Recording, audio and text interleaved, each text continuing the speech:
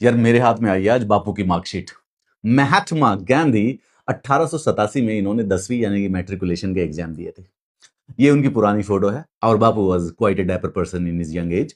लेकिन इनकी मार्कशीट 1887 की वो हमारे सामने है। महात्मा गांधी जी ने 10वीं क्लास पास की थी एल्फ्रेड हाई स्कूल, उसको काठियावाड़ हाई स्कूल भी कहते हैं, 1887 में।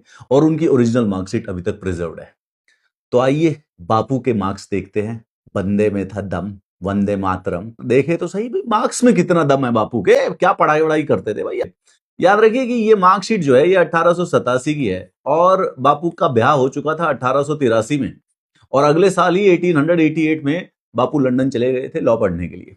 तो यार ये यहाँ पे मार्क्स दिए हुए, दिस इज दी, ये जो राइट मार्क्स है ना, इसके आगे ये आपको दिख नहीं रहा होगा, इस पे मोहनदास करमचंद गांधी लिखा हुआ है और यहाँ पे इनकी रैंक लिखी हुई है।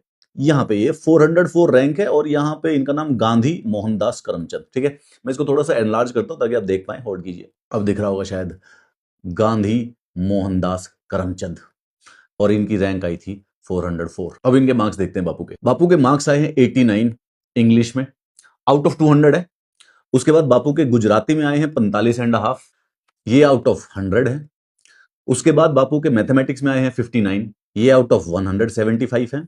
और उसके बाद ये जनरल नॉलेज का पेपर था जिसमें एक प्रैक्टिकल था, एक थ्योरी थी।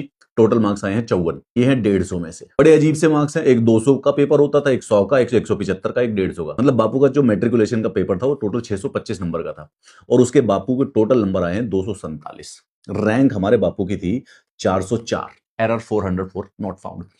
अब 247 625 में से आए हैं तो इसका मतलब 40% के करीब है ना। 300 300 300 वुड बी द 50%, तो 250 के करीब 40% से नीचे। मतलब आज के जमाने में अगर बापू कोई कॉम्पिटेटिव एग्जाम देते तो मेरे ख्याल से एलिजिबल नहीं होते। जनरली स्पीकिंग बहुत सारे एग्जाम है उनकी 60% एलिजिबिलिटी होती है, एटलीस्ट इन तो 40 से तो ऊपर ही है। और बट हमें ये बात ध्यान रखनी चाहिए कि बापू का एग्जाम 1887 में होता था, तब तक तो बापू की शादी के 4 साल हो चुके थे। कुछ भी हो यार, बाबू जवानी में डायपर लगा करते थे।